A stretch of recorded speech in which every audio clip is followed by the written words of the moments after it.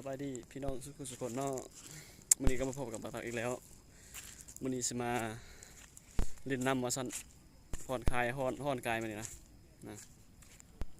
เห็นบ่ตูบอยู่พุ่นนะโอ้ฮ้อนอีหลีเลย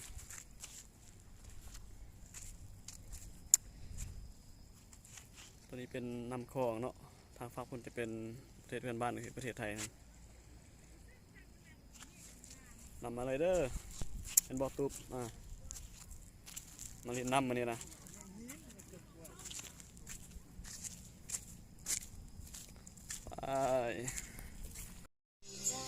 สบายดีมาเด้อ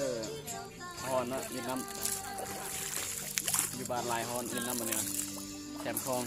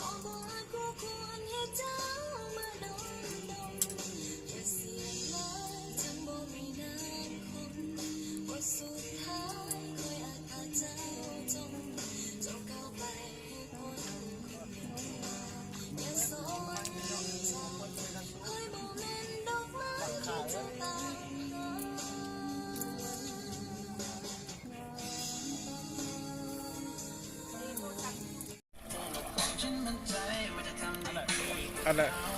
เอาหนำกันเด้อฮอนอากาศฮอนลายเป็นลาย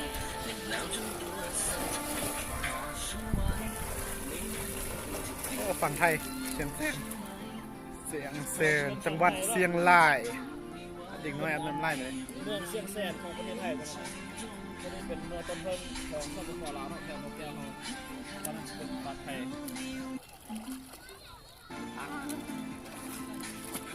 ฮอนลายอากาศหนาวคนกินเหล้ากินเบียร์เต็มเลย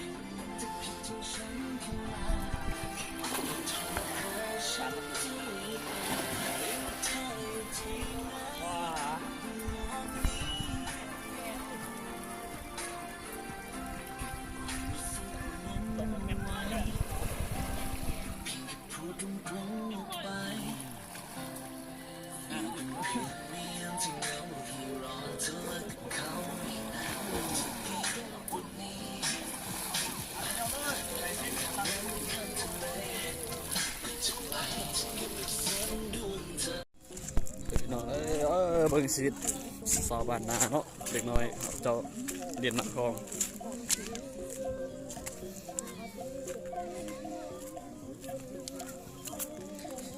อากาศร้อนหลายเนาะพวกเด็กน้อยเขาเจ้าก็มาอาบน้ำคือกันคลองเนี่ย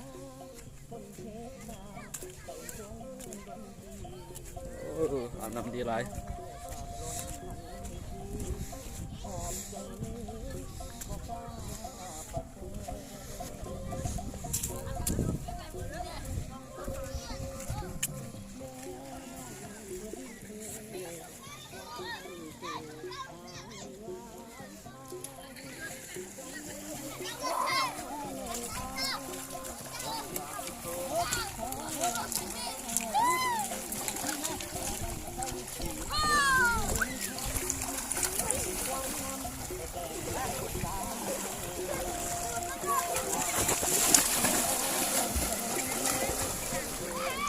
นี่ชีวิตของเนาะเด็กน้อยเขาจะอาบน้ำเลยตีลังกาบ้างโอ้ข้างไรตีบ้างตีบ้างน้อยตีลังกาบ้างมาได้เขาจะตีลังกาโอ้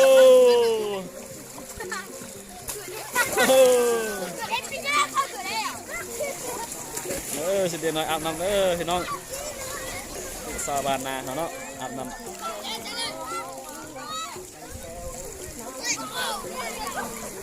ตีอีกน้อยตีอีกตีให้เบิ่งตีคักไว้ตีลังกาคักไว้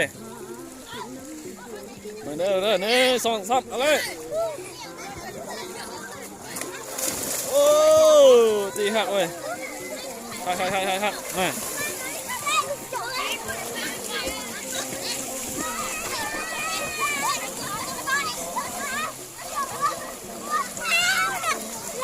มาเดี๋ยวหน่อยยอกกัน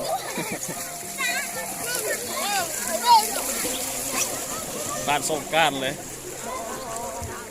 มันจะเป็นทางภาคไทยเนาะเมืองเชียงแสนแขวงเชียงไฮ้เนาะประเทศไทยตรงนั้นนะอันนี้เป็นที่ชีวิตของเด็กน้อยมาอาบน้ำเอาก็มาอาบน้ำคือกันเด็กน้อยก็มาอาบน้ำอากาศร้อนลาย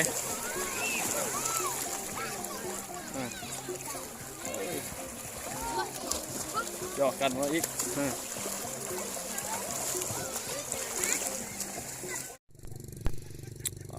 จะเป็นตูดินเนาะทางฝั่งไทยกันทำลายพี่น้อง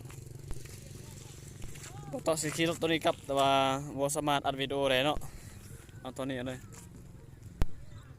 ตัวนี้เป็นฝั่งลาวต้นพึ่งตัวนี้เป็นฝั่งไทยแต่เป็นตกดินฝั่งไทยเนาะ